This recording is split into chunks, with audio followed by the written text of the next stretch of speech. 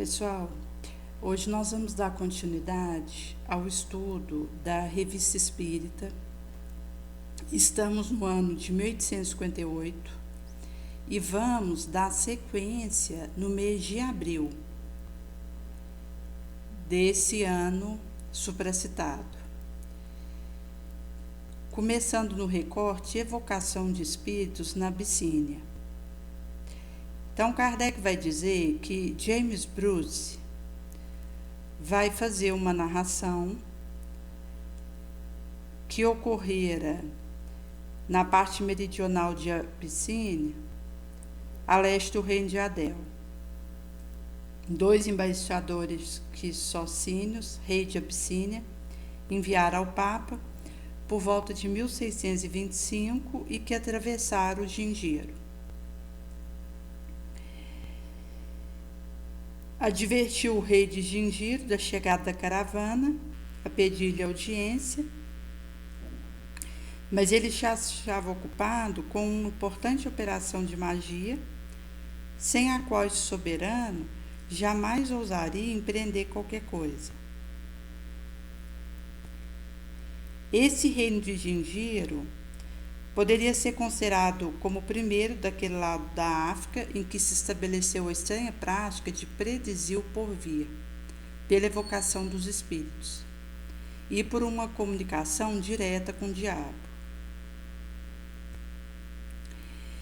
Então, Kardec ele vai dando sequência no que aconteceu a partir dessa narração, onde o rei de Gingiro achou que devia deixar passar 8 dias antes de receber em audiência um embaixador e seu companheiro, Jesuíta Fernandes.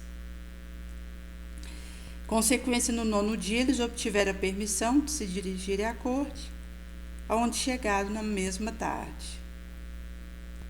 Nada se fez no país de Gingiro sem o concurso da magia.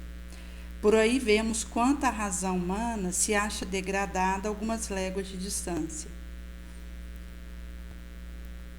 Dizer que essa fraqueza deva ser atribuída à ignorância ou ao calor ali reinante seria sem sustentação. Porque um clima quente induziria os indivíduos a se tornarem feiticeiros, de preferência a um clima frio? Porque a ignorância estende o poder do indivíduo a ponto de fazê-lo transpor limites da comum inteligência, dando-lhe faculdade de corresponder-se com uma nova ordem de seres habitantes de outro orbe. Os etíopes que cercam quase toda a Abissínia são mais negros que os gingirianos. O país deles é mais quente. E como os gingirianos são indígenas nos lugares que habitam, desde o princípio dos séculos. Entretanto, não adoram o diabo, nem com ele pretende estabelecer qualquer comunicação, não sacrifica indivíduo em seu altar, não se encontra entre eles traço algum dessa atrocidade revoltante. Nas regiões da África que se comunica diretamente com o mar, o comércio de escravos é uma prática que ocorre desde os séculos mais recuados. Mas o rei de Gingiro, cujos domínios se acham encerrados quase no centro do continente, sacrifica ao diabo os escravos que não possa vender ao homem. É ali que começa esse horrível costume de derramar sangue humano em toda a solenidade. Não saberia dizer até onde estende ao sul da África, diz o Sr. Bruce, mas considero o Gingiro como limite geográfico do reino do diabo, do lado setentrional dessa península. Então, aqui vai mostrar que, quando nós consideramos o comércio de escravos, que ocorre desde séculos, mais recuados, vai acontecer na região marítima. E nesse sentido que, no caso de Gingiro, que não está numa região onde existe o mar, mas na região, colocando uma localização central do continente, afastado da parte costeira, vai acontecer o sacrifício ao diabo os escravos que não puderem ser vendidos a alguém. Mostrando aí que a questão de derramar sangue em solenidades vai pipocar nas regiões que se optem por esse tipo de prática.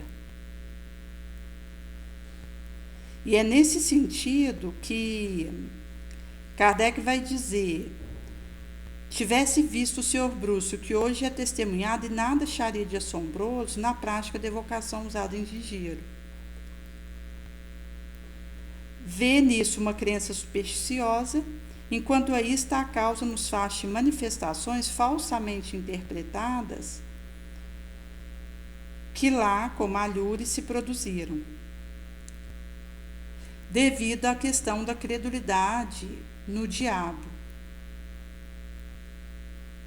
Porque isso faz o diabo fazer uma representação que vai trazer, por um lado, os povos bárbaros atribuem um poder maléfico que não podem explicar, e aí vão dizer da existência de um demônio.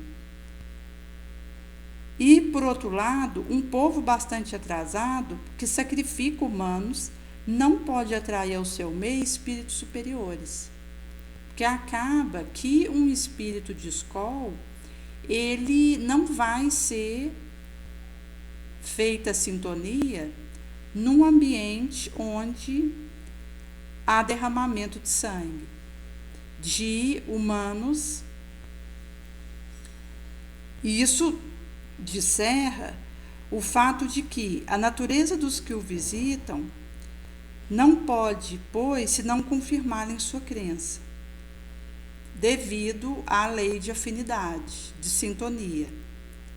Se alguém faz um holocausto com derramamento de sangue humano, ele vai atrair por sintonia espíritos que estão na mesma vibração. E também vai ser trago que os povos dessa parte da África conservaram um grande número das tradições judaicas, mais tarde mescladas algumas ideias rudimentares do cristianismo, fonte da qual, consequente da sua ignorância, sorver a doutrina do diabo, dos demônios. Na sequência, Kardec vai falar um pouquinho acerca da descrição de Júpiter. Nesse sentido que vai ser perguntado: onde te encontras ao deixares a terra? Nela ainda me demorei. Dirigido a Bernard Palissy. Em que condições estavas aqui? Sob os traços de uma mulher amorosa, devotada. Era apenas uma missão. Essa missão durou muito, 30 anos. Você se lembra o nome dessa mulher? É obscuro. A estima em que são tidas suas obras sagradas, isso te compensa dos sofrimentos que suportaste? Ele vai dizer que não importava as obras materiais das suas mãos. O que importava é o sofrimento que o elevou. Com que objetivo traçaste pelas mãos do Senhor Victorien Sardou admiráveis desenhos que nos deste sobre o planeta Júpiter, onde habitas, com o fim de inspirar o desejo de vos tornardes melhores. Desde que vens com frequência essa terra que habitaste tantas vezes, deves conhecer bastante o seu estado moral, físico, para estabelecer uma comparação entre ela e Júpiter. Rogamos nos esclareça diversos pontos. Ao vosso globo venho apenas como espírito. O espírito não tem mais as sensações da matéria. Podes comparar a temperatura de Júpiter a uma de nossas latitudes? Não, ela é suave, temperada, sempre igual, enquanto a vossa varia. Lembrai dos campos elíseos que vos foram descritos. O quadro que os antigos nos deram dos campos elíseos resultaria do conhecimento intuitivo que possuíam de um orbe superior, tal como Júpiter, do conhecimento positivo. A evocação permanecia nas mãos dos sacerdotes. A temperatura varia segundo as latitudes, como na Terra? Não. Conforme nossos cálculos, o Sol deve aparecer aos habitantes de Júpiter sob um ângulo muito pequeno e, em consequência, dar-lhes pouca luz. A intensidade da luz aí é igual à da Terra ou é menos forte? Júpiter é envolvido por uma espécie de luz espiritual que mantém relação com a essência de seus habitantes. A luz grosseira do vosso Sol não foi feita para eles. Então, é uma imagem que ele traz de uma temperança, uma suavidade desconhecida para nós. Visto que essa luz azuleada espiritual tem relação com a superioridade do jupiteriano. Ao passo que o terrícola, pelo nosso estágio moral, temos um organismo denso, grosseiro, sobre cujo Sol ele incide, causando aí um aquecimento específico. Quando estamos num período de meio-dia, que ele está a pino, conforme a região da Terra, o indivíduo está sujeito à insolação, que o leva à necessidade de se proteger do sol, de ir para uma sombra, de pôr um protetor solar, um óculos, um boné, uma roupa de manga comprida. Há uma atmosfera? Sim. A atmosfera de Júpiter é formada dos mesmos elementos que a atmosfera terrícola? Não. Os homens não são os mesmos. Suas necessidades mudaram. Então, até mesmo o aspecto da atmosfera, considerando aí oxigênio, gás carbônico, correlatos, muda. Existe água, mar? Sim. A água é formada dos mesmos elementos que a nossa, é mais etérea. Então, mesmo que lá tenha água, como aqui, o mar, o rio, ela é mais etérea, apresentando aí modificação em relação à água da Terra. Há vulcões? Não. Nosso globo não é atormentado como o vosso. Lá a natureza não teve grandes crises, é morada de bem-aventurados. Nele a matéria mal existe. Isto é, existe um quintessenciamento, eterização, que vai levá-lo a essa perspectiva da matéria mal existir, devido a esse movimento de eterização que acontece, devido a ser essa morada de espíritos superiores, de Skol, e por isso que não há as perturbações, os tormentos, os cataclismos que acontecem na Terra. As plantas têm analogia com as nossas? Sim, mas são mais belas. Daí ele vai falar um pouco do estado físico dos habitantes. A conformação do corpo dos habitantes guarda relação com o nosso? Sim, é a mesma. Nos deu uma ideia da sua estatura comparada dos terrícolas, grandes, bem proporcionados, maiores que os vossos maiores homens. O corpo do indivíduo é como o molde do seu espírito, belo onde ele é bom. O envoltório é digno dele, não é mais uma prisão. E aqui um aspecto singular que é o funcionamento prisional que o organismo traz para o nosso espírito. Lá em Júpiter, isso deixou de acontecer. Nesse sentido que o organismo de um jupiteriano não tem o peso, a pressão sobre o espírito que acontece aqui.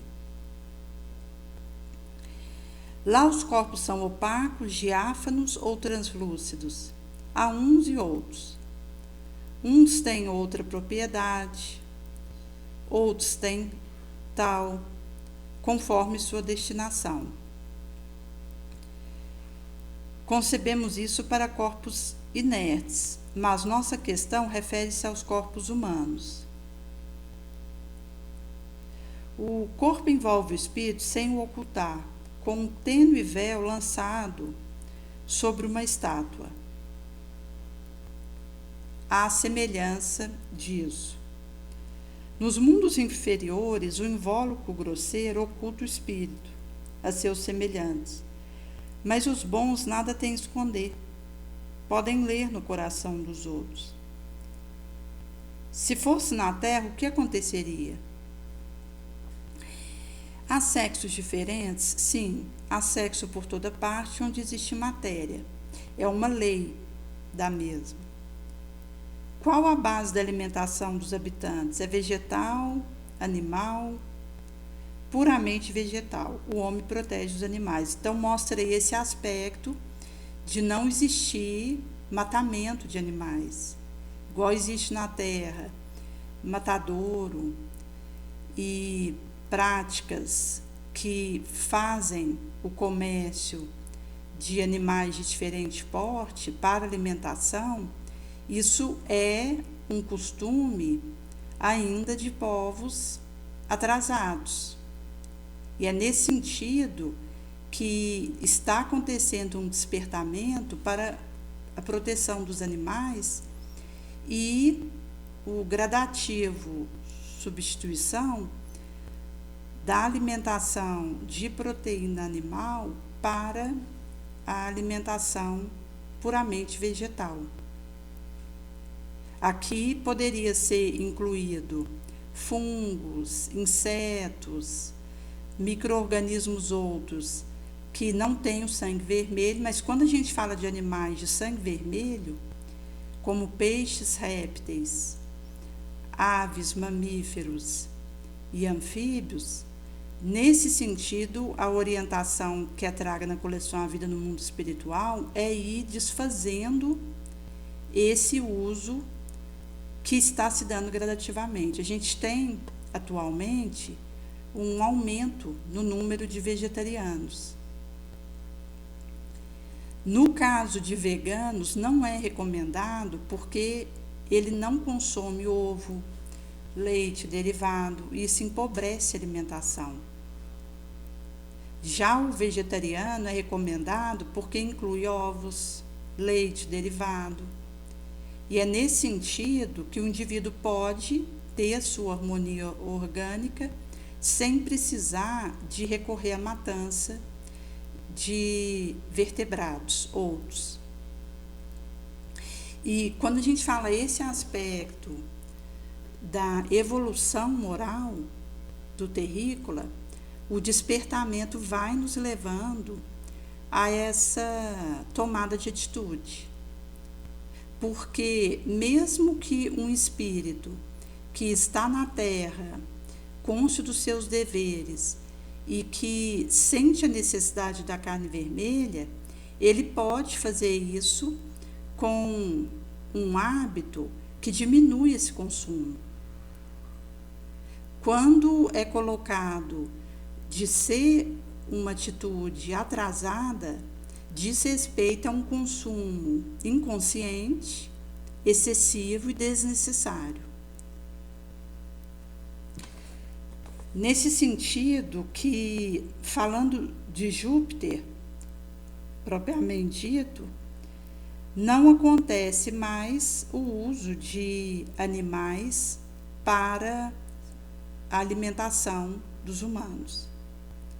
E aqui ele traz esse recorte de que lá o jupiteriano protege as outras formas de vida. Foi-nos dito que eles absorvem uma parte da sua alimentação do meio ambiente, do qual aspiram as emanações. Isso é exato? Sim. Comparada à nossa, a duração da vida é mais longa ou mais curta? Mais longa. Qual a duração média da vida? E aí ele vai fazer uma comparação que é em torno de mais ou menos 5 séculos. A gente tem uma outra evocação que foi feita de um jupiteriano e que vai trazer entre 300 e 500 anos. Dura a encarnação de um jupiteriano. Quanto mais inferior o orbe, menor o tempo que o indivíduo fica encarnado. O desenvolvimento da infância é proporcionalmente mais rápido que o nosso. O homem conserva sua superioridade. A infância não comprime a inteligência, nem a velhice a extingue. Os homens estão sujeitos a doenças, não estão sujeitos aos vossos males. Então, lá não tem mais o adoecimento, a violência, a guerra, ciúme, inveja, o ódio. São situações que já não acontecem naquele populacho. A vida está dividida entre vigília e sono?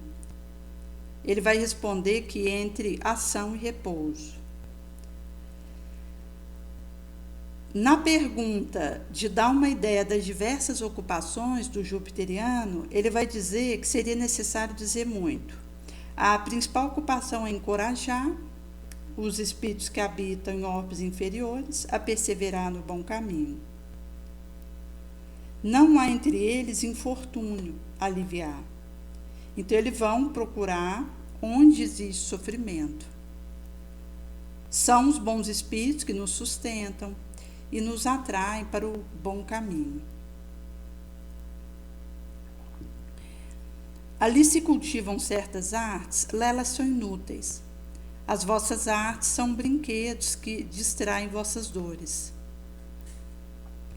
A densidade específica do organismo humano permite-lhe transportar-se de um lugar a outro, sem ficar como aqui preso ao solo? Sim. Experimenta-se tédio, desgosto da vida? Não. O desgosto da vida não provém senão do desprezo de si mesmo. Sendo menos denso do que os nossos, os corpos dos jupiterianos é formado de matéria compacta e condensada ou de matéria vaporosa? Compacta para nós, mas não para vós. É menos condensada em relação ao nosso organismo. O corpo considerado como feito de matéria é impenetrável? Sim. Seus habitantes têm uma linguagem articulada como a nossa? Não. Entre eles há comunicação de pensamento. À segunda vista, como nos disseram, é uma faculdade normal e permanente entre vós? Sim. O espírito não tem traves, nada se lhe oculta. Se ao espírito nada se oculta, conhece o porvir? Referimos-nos aos espíritos encarnados em Júpiter. Ele vai dizer que o conhecimento do futuro depende da perfeição de um dado espírito. Tem menos inconvenientes para eles do que para nós. Para o jupiteriano, é necessário, até certo ponto, para realizar dada missão que deve executar, o conhecimento do porvir. Mas não poderia afirmar que conhecem o futuro sem restrição, porque isso seria se colocar na mesma posição que Deus. Podeis revelar-nos tudo quanto sabeis sobre o futuro? Não. Espera até que tenha merecido sabê-lo. Então, está ligado ao grau de superioridade moral do espírito. Comunicai-vos com outros espíritos mais facilmente do que o fazeis conosco? Sim, sempre. Não existe mais matéria entre eles e nós. E acontece pelo pensamento. A morte inspira o horror e o pavor que provoca entre nós? Não é apavorante, porque o mal não existe entre nós. Só o mal encara o seu último momento com pavor, por temer o seu juiz, que está inscrito no seu fórum consciencial. Em que se transformam os habitantes de Júpiter após a morte? Crescem sempre em perfeição, sem mais terem que sofrer provas. Há em Júpiter espíritos que se submetem a provas para cumprirem uma missão? Sim, mas não se trata mais de uma prova. O amor do bem é que os leva a sofrer. Podem falir em suas missões? Não, visto que são bons. Não há fraqueza, senão onde há defeito. Então ele vai dizer que na imperfeição do terrícola, no defeito, é que está a fraqueza, suscetibilidade, a vulnerabilidade. É por isso que nós somos tentados, por exemplo. É devido à sombra que está dentro de nós, pela imperfeição que trazemos. Para um jupiteriano que não tem mais sombra dentro de si, onde a luz ela impera, nessa iluminação, não há fraqueza, vulnerabilidade, tentação que o alcança. Ele está livre dessas mazelas. Poderias nomear alguns dos espíritos habitantes de Júpiter que cumpriram grande missão na Terra? Aí ele vai falar de São Luís, que mentoria o trabalho de Kardec, sob a égide do Espírito de Verdade, via comando de Jesus. Poderias indicar outros? Que vos importa? Há missões desconhecidas que não têm por objetivo senão a felicidade de um só. Por vezes são maiores e são mais dolorosas. Nesse sentido que vai ter variação de acordo com o trabalho que aquele espírito precisa executar, desincumbir. Se for um trabalho maior, vai estar ligado a um acordamento que foi feito e esse espírito poderá realizar essa atividade em anonimato. Inclusive porque o espírito elevado, ele não está ligado à patente de nome, à evidência. Isso são situações das nossas terras ainda. Um espírito que purificou, ele não tem necessidade de deixar o seu nome numa obra boa que ele realize, porque ele faz aquilo em regime de renúncia, de doação. É por isso que na Terra, quando Kardec ele traz a atuação dos médiuns, daqueles que trabalham na seara de Jesus, ele vai dizer que quanto mais desapegado, mais o encarnado ele se conecta com espíritos superiores. É por isso que os aspectos relacionados à patente, a lucro, referente àquilo que um nome fez, isso são situações do materialismo, que só faz atrasar nossa espiritualização, porque vão na contramão daquilo que Jesus deixou. Dai de graça o que de graça recebes, e não saiba a vossa mão direita o que dá a vossa mão esquerda. Por isso que é uma perspectiva de modificar o olhar. E nesse sentido que, se alguém tem um interesse, seja moral ou material, naquilo que faz, ele vai atrair espíritos inferiores que se locupletam com esse tipo de recompensa que buscam, e o espírito superior afasta. É nesse sentido que quanto mais a pessoa vive renúncia e está disposta a fazer a caridade pela caridade, sem automóvel por trás, mais ela consegue o beneplácito dos bons espíritos que a secundam e auxilia a realizar aquela tarefa que promana de Jesus. Na sequência, Kardec vai falar um pouco dos animais. E tem um outro adendo nesse recorte derradeiro, em que o jupiteriano ele traz referente a uma missão que seja mais dolorosa. Então, às vezes, um determinado trabalho que um espírito de escola está realizando é mais difícil, mais doloroso, e ele fica no anonimato.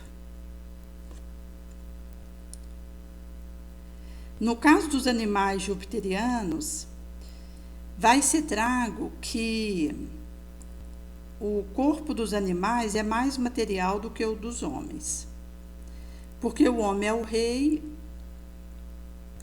o Deus terrestre. Entre os animais, aos que são carnívoros, os animais não se estraçalham entre si. Vivem todos submetidos ao homem, amando-se mutuamente. Há animais que escapam à ação do homem, como inseto, pássaro, peixe. Não, todos lhes são úteis. Disseram-nos que os animais são os servidores e os operários que executam os trabalhos materiais. Constrói habitações? Sim, o homem não se rebaixa mais para servir ao seu semelhante. Os animais servidores estão ligados a uma pessoa, uma família, ou são tomados, trocados à vontade, como aqui? Todos se ligam a uma família particular. Mudais mais para achar um melhor. Vivem os animais servidores em estado de escravidão ou de liberdade? São uma propriedade ou podem mudar de dona vontade? Eles lá se encontram em estado de submissão. Os animais trabalhadores recebem uma remuneração qualquer por seus esforços? Não. As faculdades dos animais desenvolvem-se por uma espécie de educação? Eles o fazem por si mesmos. Os animais têm uma linguagem mais precisa, mais caracterizada que a dos animais terrícolas? Certamente. E aí vai começar a ser falado um pouco do estado moral dos habitantes. As habitações de que nos deste uma amostra por teus desenhos estão reunidos em cidades como aqui? Sim. Os que se amam se reúnem. O que estabelece a solidão em torno do indivíduo são as paixões. Se ainda mal, procura este, seu semelhante, que para ele é um instrumento de dor. Por que o homem puro e virtuoso fugiria do seu irmão? Os espíritos são iguais ou de diferentes graduações? De graus diversos, mas da mesma ordem. E aqui ele vai trazer esse aspecto de que o amor, ele reúne, congrega. As paixões vis que nós trazemos é que faz os sectarismos, as intolerâncias, as inclemências. Nesse sentido que, quando foi pedido para reportar a escala espírita, o jupiteriano diz que todos são bons e superiores. Por vezes o bem desce até o mal, mas o mal jamais se mistura ao bem. Porque a gente tem, inclusive na coleção A Vida no Mundo Espiritual, diversos relatos falando de caravanas de espíritos bons que vão até regiões sofridas do astral inferior para levar socorro. Então, o mal ele vai ser visitado pelo bem, mas esse mesmo mal não se mistura ao bem, a não ser que ele tenha realizado essa transformação dentro de si. Os habitantes formam diferentes povos, como na Terra, sim, mas todos se unem entre si pelos laços amorosos. As guerras são desconhecidas. Pergunta inútil, ele vai dizer, porque em Júpiter não existe mais questão das guerrilhas, das vinditas. E nesse sentido que é um orbe onde já não encontramos as paixões, os instintos vis. Na Terra, o homem alcançará suficiente grau de perfeição que o isente das guerras alcançará seguramente. A guerra desaparecerá como o egoísmo dos povos à medida que compreenderem melhor a fraternidade. Então, tanto o orgulho, o sensualismo, o egoísmo, a guerra vai desaparecer à medida que os terrícolas abstraem melhor a cooperação. Os povos são governados por chefes, sim. Em que se baseia a autoridade desses chefes? No seu grau superior de perfeição. Aí o jupiteriano vai dizer que, em considerando superioridade e inferioridade dos espíritos lá, em que se baseia isso? Visto todos serem bons. Eles têm menor ou maior cabedal de conhecimento, experiência, depuram-se à medida que se esclarecem. Como na Terra há povos menos ou mais avançados do que outros? Não, mas o há em diversos graus. Se o povo mais avançado da Terra fosse transportado para Júpiter, que posição ocuparia? A dos nossos macacos. Ele falando em relação à Terra. Então, o populacho mais evoluído na Terra, lá para o jupiteriano, seria como o macaco é para nós. Os povos são governados por leis? Sim. Há leis penais? Não há mais crimes. Quem faz as leis? Deus as faz. Há pobre e rico, homem que vive na abundância e no supérfluo, e outros a quem falta o necessário? Não, todos são irmãos. Se um possuísse mais que o outro, com este dividiria. Não seria feliz quando seu irmão se privasse do necessário. As fortunas seriam iguais para todos? Eu não disse que todos sejam ricos no mesmo grau. Daí ele vai explicar que a ninguém falta o necessário e ninguém possui supérfluo, ou seja, a fortuna de cada qual está em relação com a sua condição.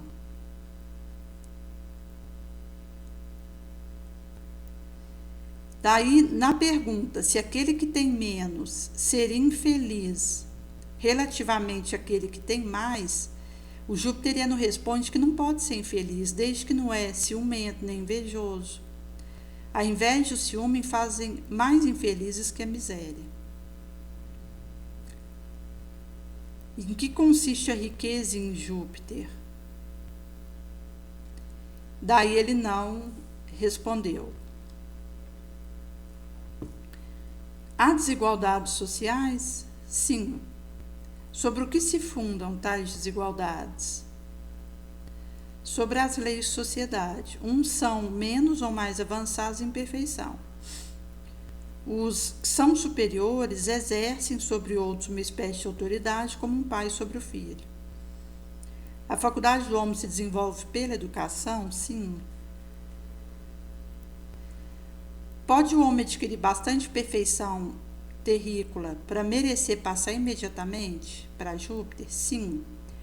Mas na Terra o homem é submetido a imperfeições, a fim de estar em relação com os seus semelhantes. Quando um espírito que deixa a Terra deve reencarnar-se em Júpiter, fica errante durante algum tempo até encontrar o corpo a qual deva se unir, ele o é durante certo tempo, até que se tenha liberado das imperfeições terrícolas. Há várias religiões? Não, todos professam o bem, adoram um único Deus. Há culto, templos, por templo ao coração do homem, por culto o bem que ele faz. Então mostra aí uma realidade completamente diferente da Terra e que a partir dos nossos esforços de reforma moral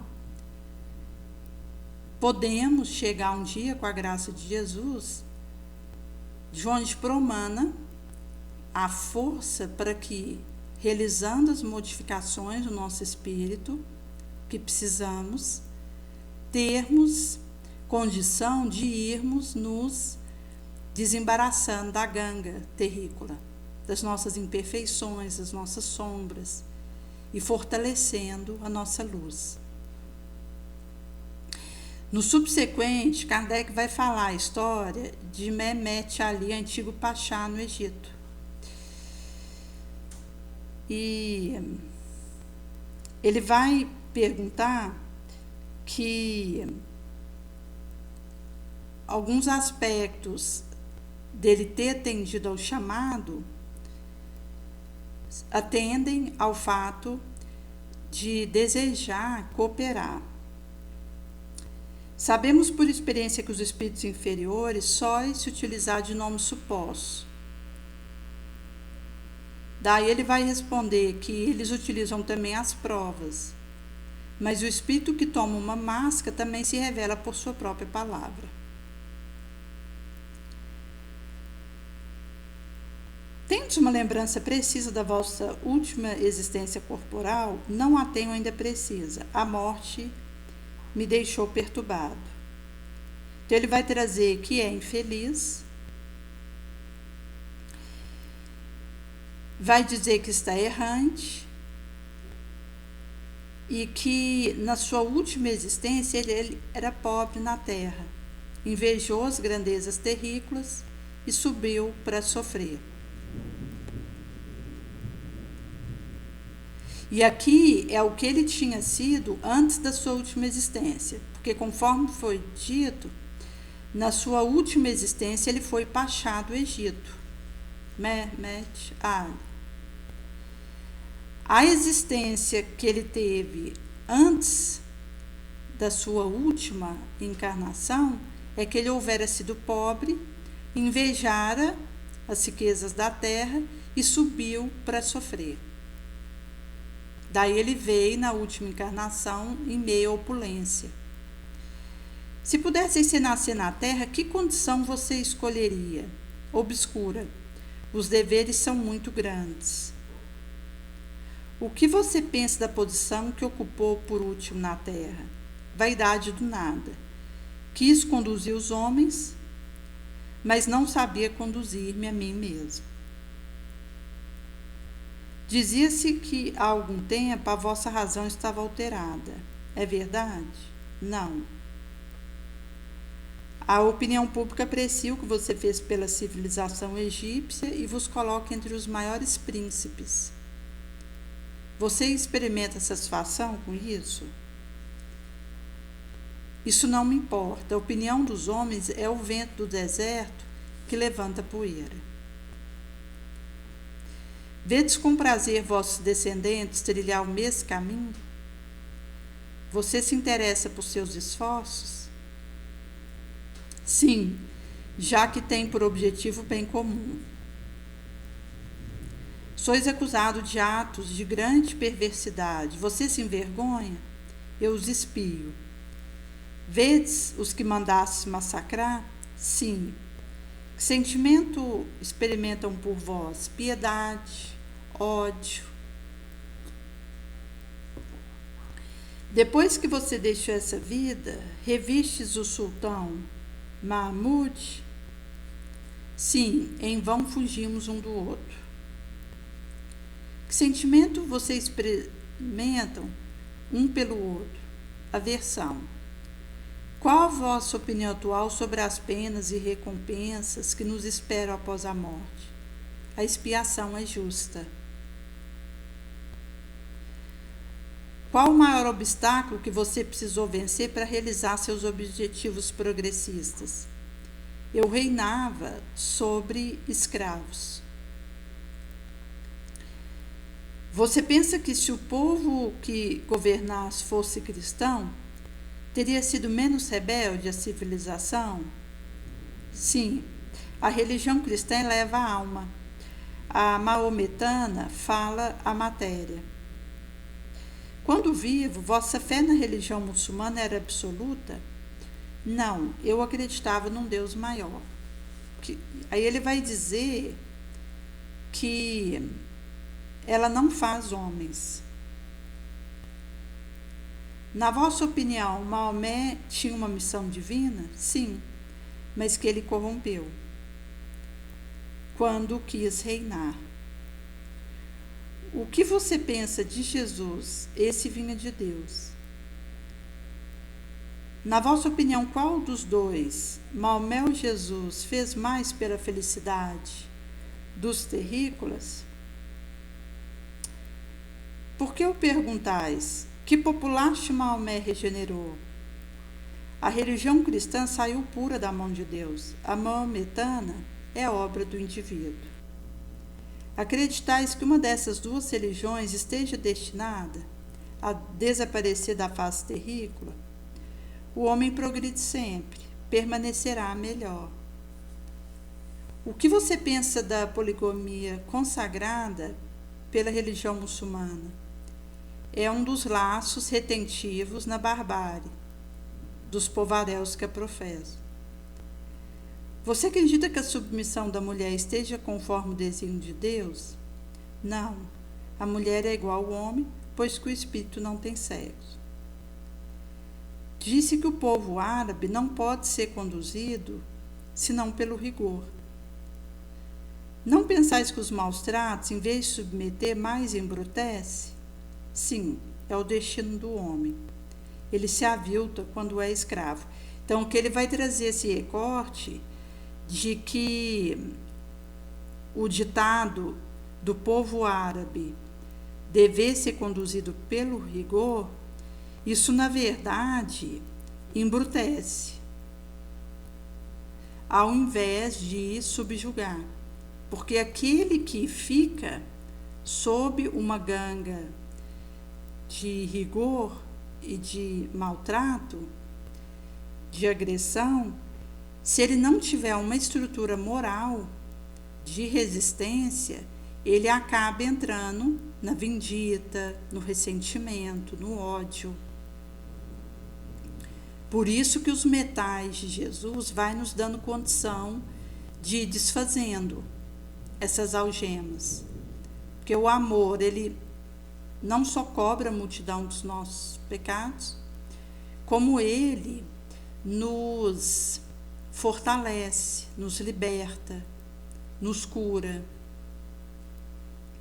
e nos discerna a verdade. Poderíeis reportar-vos aos tempos da antiguidade, quando o Egito era florescente? Quais foram as causas da sua decadência moral? A corrupção dos costumes.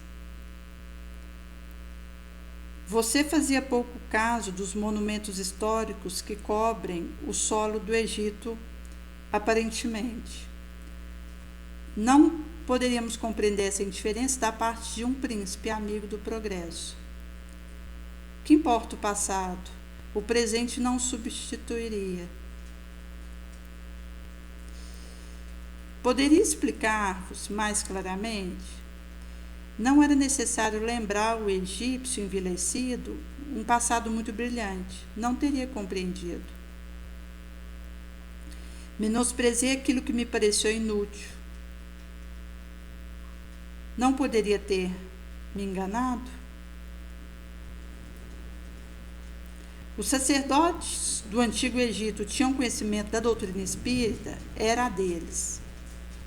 Recebiam manifestações? Sim. As manifestações obtidas pelos sacerdotes egípcios provinham da mesma fonte que as recebidas por Moisés?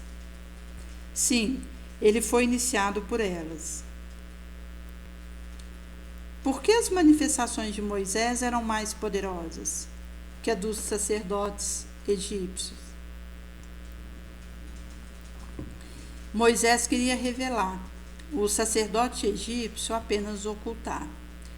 Então, a intenção de Moisés era colocar isso a serviço do povo Iléu para o beneficiar. E isso coloca a conexão com o benfeitor, que, percebendo essa intenção do nosso coração, vem nos trazer instruções que vão levar auxílio a muitos. Você acredita que a doutrina dos sacerdotes egípcios tivesse alguma relação com a dos indianos? Sim. Todas as religiões primitivas estão ligadas entre si por laços quase imperceptíveis, por procederem da mesma fonte. Qual delas é mãe da outra? São irmãs. Como se explica que em vida erais tão pouco esclarecido sobre essas questões e agora você pode respondê-las com tanta profundidade? Outras existências mo ensinaram. No estado errante em que estais, você tem pleno conhecimento das existências anteriores? Sim, exceto da última. Você viveu no tempo dos faraós? Sim. 3 vezes vivi no solo egípcio, como sacerdote, mendigo e príncipe.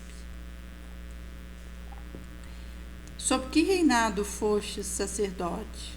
Já faz tanto tempo. O príncipe era vosso Sesostris. Conforme isso, parece que não progredisse, uma vez que espiais agora erros da vossa última existência.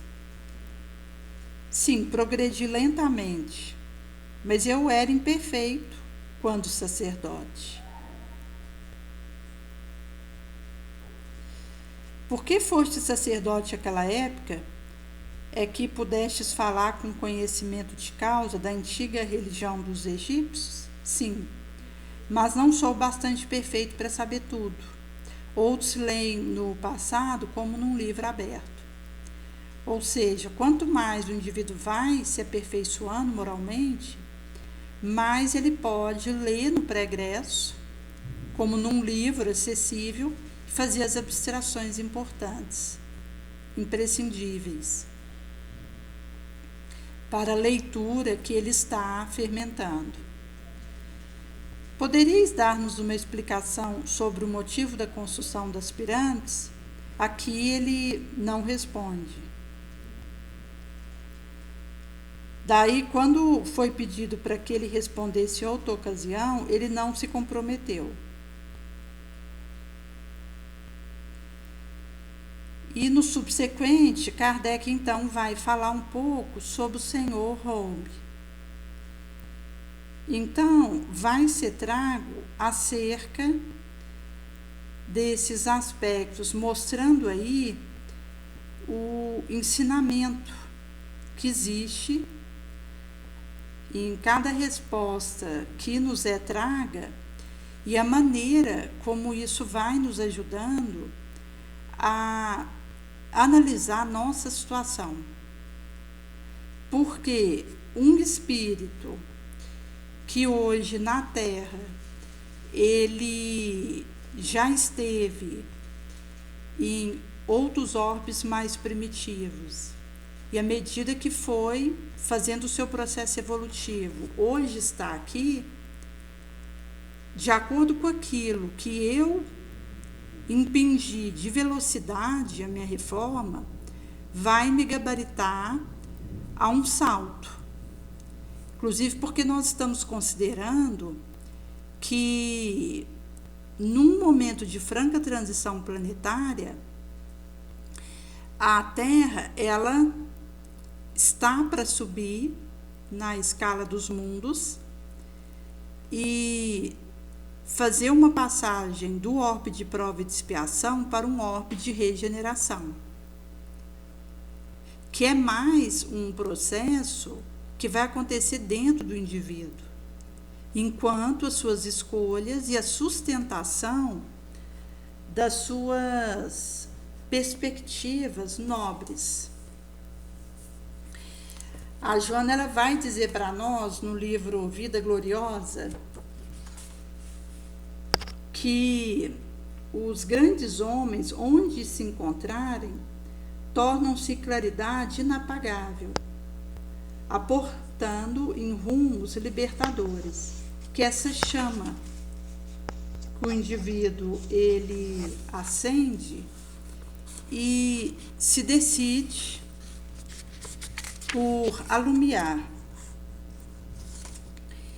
Nesse sentido que ela vai nos trazer que existem laços já há muito tempo entre nós que estamos na seara de Jesus, na tentativa de acertar dessa vez, pela graça dele mesmo, tropeçamos, caímos, nos soerguemos e reencetamos a marcha.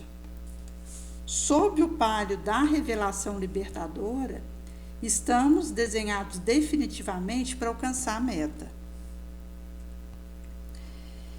E é nesse sentido que Jesus é a meta, tendo se feito o caminho da verdade da vida. É o porto e a embarcação. Sol que nos atrai num heliotropismo invulgar, do qual não podemos evadir. Mesmo legatários da loucura anterior, chegam-nos as vozes do desespero de ontem e melodias trágicas de aflição. Hoje nos cumpre salmodiar um hino de esperança, via musicalidade de compaixão, de amor, em favor da nova era. Por isso que o aspecto descerrador roga a ele, a estrela polar da nossa noite, a nos abençoar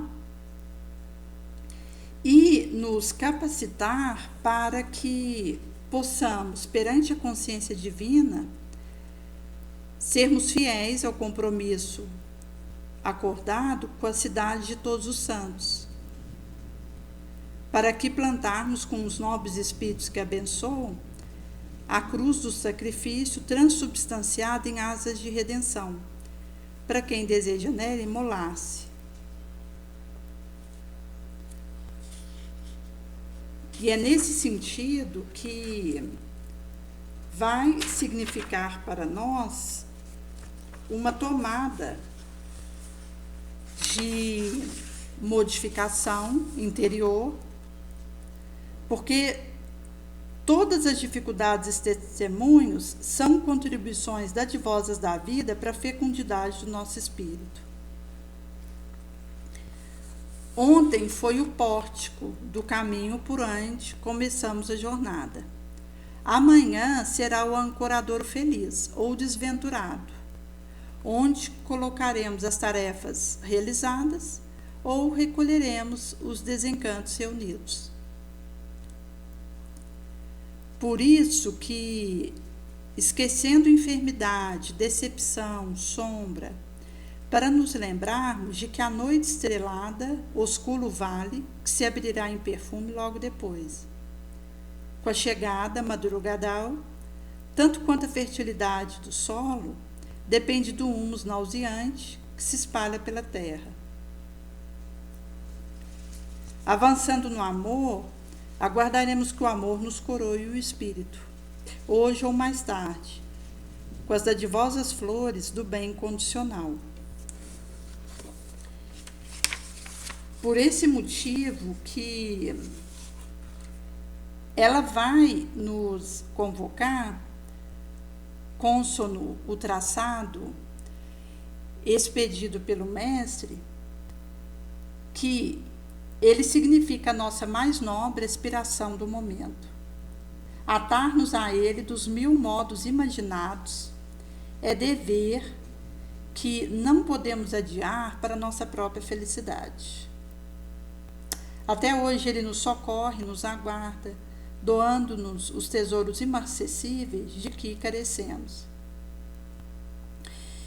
Envidemos os melhores esforços para produzir o melhor ao nosso alcance, sem nos deixarmos inquietar por inquietação, nem perturbar por perturbação, que passa em todo o departamento da vida.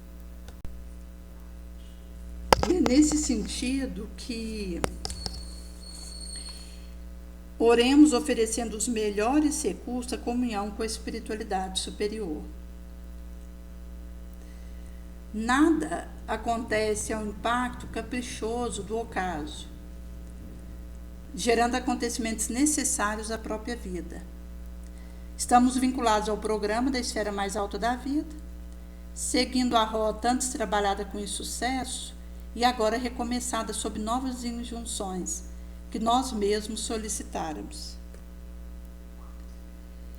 E à medida que a gente vai acertando, não é preciso voltar para aquele cenário. Mas se eu me permito fracassar novamente, eu vou precisar implorar novamente, reviver aquela experiência para espiá-la adequadamente e poder dar prosseguimento à minha elevação. Porque enquanto eu não espio, eu fico presa.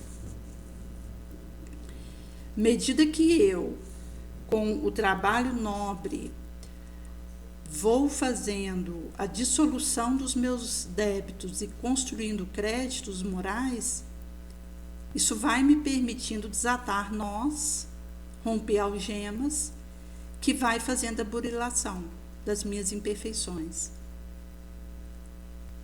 E vai me lapidando.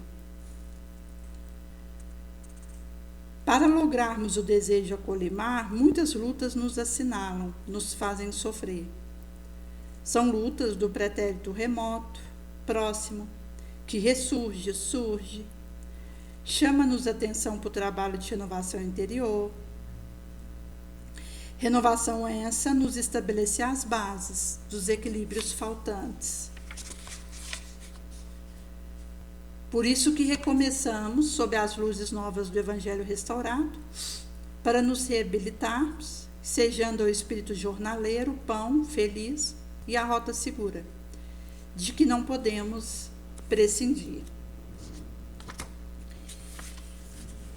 Por esse motivo que esse processo em que nós vamos fazendo essa lealdade vai dizer de uma construção nova que nós estamos inaugurando. porque a terra emerge em aflição de difícil catalogação, a dor, o lugar comum de toda coisa. Em meio a isso, paira no ar esperança nova, prenunciando estado pacífico que certamente chegarão logo mais. Ainda ontem, estribados nas frágeis, difíceis rédeas do poder, nos deixamos afetar por ambições desmedidas e dolorosamente naufragamos no mar encapelado das paixões. Contráramos a labareda da fé em igrejas que triunfavam na forma, no poder, nos deixáramos asfixiar pelas forças deletérias das iniquidades, nos comprometendo e comprometendo a própria fé. Logo após, fascinados por longas inquietudes, sem roteiros, sem nome, nascemos, renascemos em diversos avatares, sem lograrmos êxito da paz, nem harmonia do amor para o próprio espírito atribulado, vencido. E aqui que perceberemos a dádiva de fazermos pelo amor o apagamento dos nossos erros, que é um presente que Jesus nos dá. Porque ao invés de trilharmos um caminho de rigores sem fim para irmos desfazendo as nódoas, as manchas conscienciais, Jesus nos dá a opção de, pelo trabalho no bem, ir fazendo essas dissoluções. Não mais descemos aos abismos da ignorância, da crueldade, de que nos utilizáramos um dia para dominar, onde ficáramos dominados pelas consequências infelizes desses atos ignóbeis. Estamos encarnados com a tarefa de recuperação moral, ao mesmo tempo construindo o reino de Deus nas paisagens do coração. Fiquemos felizes, cônscios dos nossos deveres, lúcidos quais estamos para reparar e edificar. E é nesse sentido que trabalhadores do bem, fiéis ao Mestre, nesse momento da grande transição, preparamos a era melhor do mundo feliz. O cristão decidido nunca teme, porque ele é o porvir que avança pelos passos do presente. Quais deixáramos nas furnas desesperosas, lentamente são libertados da gaiola de aflições, ao retornarem à nossa convivência e poderem fluir paz, a paz que lhes negáramos, a liberdade que lhes tomamos. Por isso que a consciência libada no bem e o apoio do pastor seguir à nossa frente nos conduz feliz pelas vias da segurança. Não mais nos permitamos desar nem compromisso perturbador. Porque do momento que eu me comprometo novamente com as teias sombrias, eu vou precisar fazer a expiação e a reparação daquela situação. Então, seria pararmos e nos sobrecarregarmos de débito, enquanto, estando lúcido na carne, nós, pela consciência e o abraçamento do dever, temos a ensancha única de edificar, de reparar, de iluminar, contribuindo para esse momento grave que a Terra vive. Entumecendo de júbilo nossos sentimentos, de paz a nossa trajetória evolutiva. A obra do bem, ela não pode parar, mesmo visitada pela tormenta, sacudida por vendaval, balouçada por terremoto. Seus alicerces fincados na rocha da fé, estruturados na caridade. No bom ânimo, não recalcitraremos contra o agrilhão. Se reagirmos contra o ferrão, mais ele nos crava nas carnes da alma. Antes tranquilamente o ferrão da carne, da alma, e seguimos. Ou continuamos o labor nobre com o ferrão encravado em nós, porque aceitaremos sem conivir com os impositivos do momento, santificando nosso sentimento e na abnegação, no sacrifício de bom grado, avançaremos intemerados. Por esse motivo que as nossas armas de combate são a ternura, a fraternidade, a bondade, a tolerância que os guias nobres têm para conosco, somos convidados a ter com os irmãos difíceis, que é onde poderemos, por essa frutificação do amor, viver o pedido de Jesus, que é o único caminho. Nesse sentido que nos brinda a luta restauradora, trabalho libertador, de severos compromissos, ilimitadas responsabilidades, avançamos intimorados, fiéis, para chegarmos ao termo da jornada com o coração túmido de felicidade e o espírito plenificado pelo cumprimento do dever. Onde a gente olha para trás e vê que deixamos o nosso melhor, aproveitando as ocasiões de ser útil, de fazer o bem, de amar. Servidores do Evangelho restaurado, cantando as estrofes harmônicas nobres aos ouvidos loucos do populacho distraído. Foi delegado para nós a tarefa de espalhar a luz na direção do porvir. Jesus veio a sós com Deus, convidou apenas 12, dos quais um equivocara, o outro se enganara, mas ele muda a história estrutural do terrícola. Continuemos unidos, fortalecendo a corrente da solidariedade, para que os valores do espírito vençam as paixões primevas, que trabalham pela desagregação, pelo isolacionismo. Prosseguimos rompendo a psicosfera carregada do orbe, mediante pequenina luz que acendemos na mente turbilhonada, que jornadeia a esmo, na erraticidade inferior. Por isso que essa é a proposta do momento que Jesus vem ecoando aos nossos ouvidos há mais de 2000 anos. Visto que ele vai nos trazer, consta no Evangelho segundo o Espiritismo, que tanto por palavra como por ação, o perdão da injúria é uma atitude concreta. Esquecer o mal que se pôde nos fazer e pensarmos apenas no bem que podemos realizar. Ao entrarmos nesse caminho, não nos desviarmos dele, nem pelo pensamento, porque somos responsáveis pelo que pensamos, pelo que sentimos, pelo que falamos, pelo que agimos, pela nossa conduta mental e pelo nosso testemunho.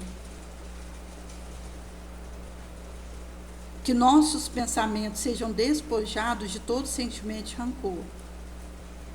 Deus sabe o que permanece no fundo do nosso coração. Feliz, pois, aquele que pode cada noite adormecer, dizendo nada tenho contra outra. Por isso que esse convite, ele vai acusticar em nós e nos remeter à urgência desse movimento que nós vamos realizando dentro de nós. Por isso que na Revista Espírita, nos tópicos que foram analisados, Kardec ele vai trazer aspectos tanto relacionados à estrutura material de um outro orbe mais evoluído, como a questão moral, que é o centro da nossa cogitação, devido à orientação expressa de Jesus, de que o mal que mancha o indivíduo é o que está dentro dele, e não o que vem de fora. E o bem é aquele que o indivíduo fermenta dentro de si, cultiva, e que se manifesta na sua ação concreta. Por isso que nós seremos convidados para vivificarmos essa nova senda, onde faremos esse caminho de lealdade a Jesus, que vai nos dar condição para, nesse momento grave de transição franca, contribuirmos para um orbe de regeneração, que começa dentro de cada um. Mesmo estando num orbe de prova e de expiação, eu posso iniciar esse trabalho porta dentro da alma e fazer isso eclodir no meu pensamento, no meu sentimento, na minha fala, visto que o indivíduo irá expressar aquilo de que o coração estiver cheio.